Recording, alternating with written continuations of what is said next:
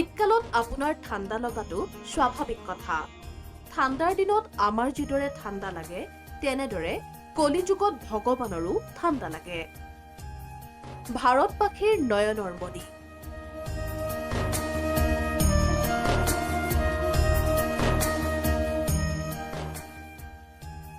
অযোধ্যাৰ হিয়াৰা মধু, অযোধ্যাৰ ৰামলালা।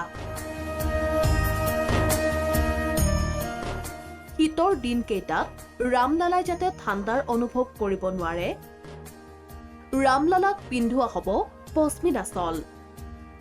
দিল্লীৰ বিশেষ ডিজাইনাৰৰ দ্বাৰা প্ৰস্তুত কৰা হ'ব ঊলৰ পোছাক।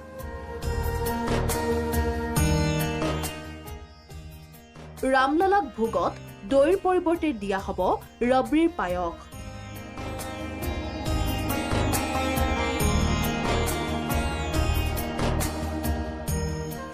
গৰম গাখীৰৰ লগত দিয়া হ'ব ড্ৰাই ফ্ৰুইটছ। শীতৰ আগমনৰ পূৰ্বে সাজু হৈছে সকলো। চলিত বৰ্ষৰ জানুৱাৰীত অযোধ্যাত স্থাপন কৰা হৈছিল 5 বছৰীয়া ৰামলালাৰ প্ৰতিমূৰ্তি। ৰামলালাই যাতে কষ্ট নাপায় সেয়েহে ৰামলালাক ব্ৰহ্মপুৱাই গৰম গাখীৰেৰে গা ধুওৱা হ'ব।